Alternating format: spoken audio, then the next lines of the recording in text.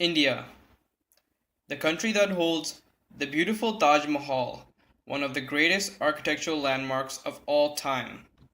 The country with 24 constitutionally recognized different languages. The country that birthed Hinduism and Buddhism, the third and fourth largest religions in the world. The country that made naan, butter chicken, dosa, samosa, and jalebi. The country that had food mouth-watering enough to make foreigners sail across the world. The country of Bollywood, which produces more than 1,000 films every year. The country that celebrates Diwali, the beautiful festival of lights. As you can see, India is a country that is full of expression, culture, and innovation. Unfortunately, American media does not show this side of India. Indians are primarily shown to be exploitive, overly frugal, awkward, and grades-oriented. Represented everywhere from kids' TV shows to adult comedy, the Indian personalities in the media have been responsible for changing my view of myself and for changing others' view of me. While one may think that all racial stereotypes shown in the media always negatively affect the race involved, this is not true.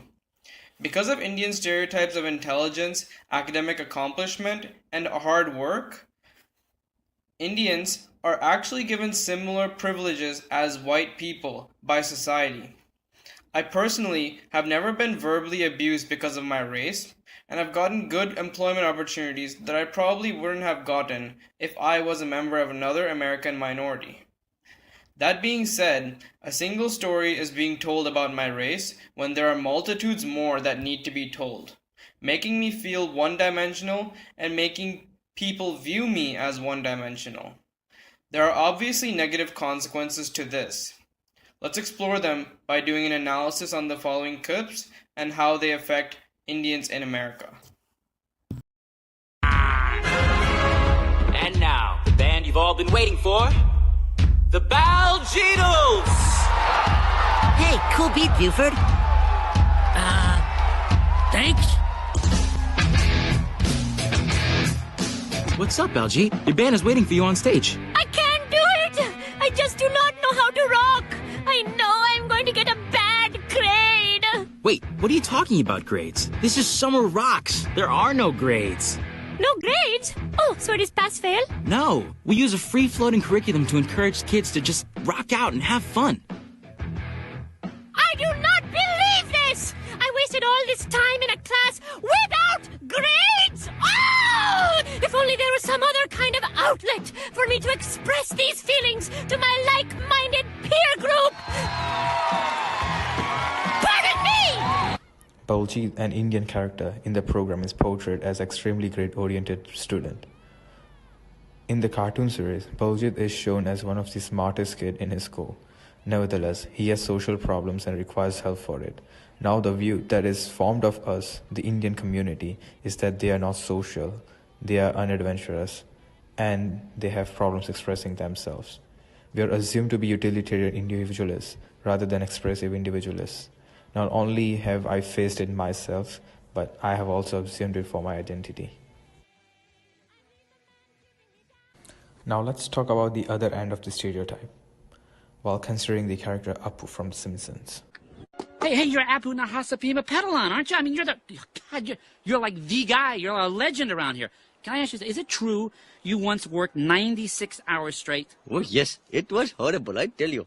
By the end, I thought I was a hummingbird of some kind. Oh, yeah. I studied your old security tapes. Apu is shown as a person working at a convenience store. Fine, perfect. But he has no other prospects in life. He is shown working like a robot, just for money, and is extremely frugal. He has no expressionism, which is an essential part of American community. Thanks to its 30-year-long legacy, The Simpsons representing Apu tells how America has viewed Southeast Asians, especially from India. Historically, Apu was the only character on media representing Indian, and him being not able to express himself led to other Americans believing it, hence leading to problems of inclusion in the American community. Now, Apu is funny, but he is funny because he's other. It's his accent, mispronunciations, and lack of American talent that makes him funny, but not the humor of himself that makes him funny.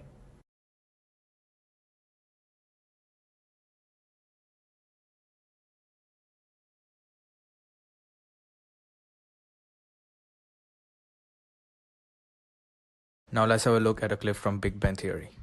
Solution. What does that mean? Oh, Anu.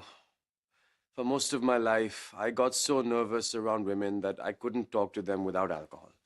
So you've been drunk every time we've seen each other? No, it hasn't happened in a long time. And I really thought I was over it. But I guess, I don't know, I guess I wanted so much for tonight to go well that I stressed myself out. It came back.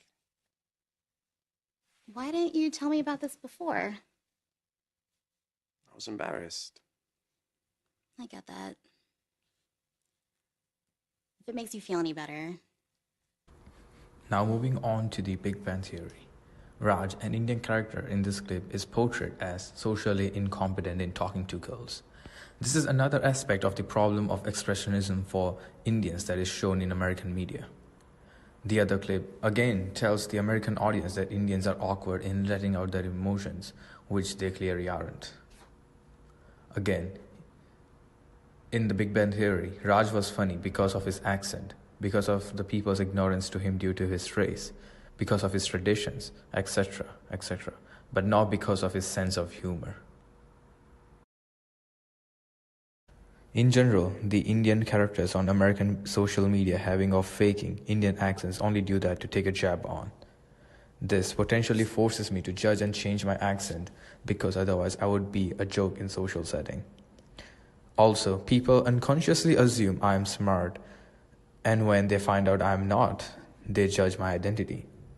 When I'm extremely social, they assume it's because of the social circle that I have had in past, and not because of my inherent ability. And this has happened to me.